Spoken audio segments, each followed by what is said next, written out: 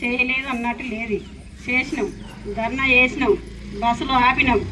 12 గంటల దగ్గర 1 గంటల దగ్గర ముఖం గడవకుండా కూడా ధర్నా చేసినాం.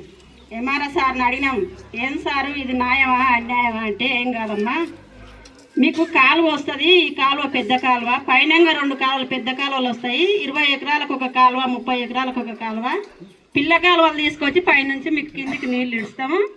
ఎవరి పాస్బుక్లు ఎవరి అకౌంట్ బుక్లు వాళ్ళకి ఇస్తే ఎంత సెల్క ఉందా అనేది మేము ప్రాజెక్టు చేస్తాం, మీకు మీదంగా కాలువలు తెచ్చి మీకు పారాటకం చేస్తాం, పంటలు పండించుకోరు, సంవత్సరానికి 3 పంటలు అని చెప్పారు. చెప్పినందుకు మేము కూడా ఇంకా సరే కదా, అంతటా నీటి పంటలు పండుతున్నాయి, మా ఊరు పెట్టే భూములు కదా, నీటి పంటలు పండుతాయి కదా అని మా పెద్దలు ఇచ్చారు. మాది ఆదివాసుల బతుకు, సెంచు వాళ్ళు ఎట్లా బతుకుతుర్రో గుట్టలల్లో చెట్లల్లో, మాది కూడా ఈ పల్లెటూరులో ఆ బతుకు. అడగ తింటే వాళ్ళు ఎట్లా బతుకుతారో, దున్నుకుంటే మేము అట్లా బతుకుతాం. ఈ జనాభా పేద జనాభా, మాది చిన్న పల్లె, మాకు ఒక నాయకుడు లేడు, ఒక రాజకీయ నాయకుడు లేడు, పెద్ద వ్యక్తి లేదు, మాకు ఒక నాదుడు లేడు.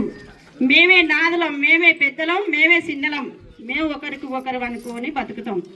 ఇప్పుడు ఈ కాలాన లంచాలు తిని లంచాలకు మంచాలు వేసి ఒకరి నమ్ముకొని ఒకరి తినే కాలం వచ్చింది. ఇది మమ్మల్ని అమ్ముకొని ఎమ్మెల్యే తింటుండా, ఎంపీ తింటుండా, కలెక్టర్ తింటుండా, ఆడియో తింటుండా, ఎంఆర్ఓ తింటుండా, ఎమ్మెల్యే తింటుండా.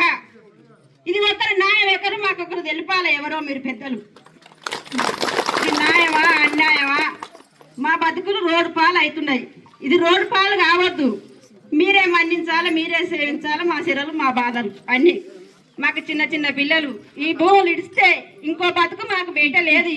ఈ భూమి ఇడిచిన తర్వాత మారి సమాధి చూసేదే మా బతుకులు అని మేము కోరుకుంటున్నాం.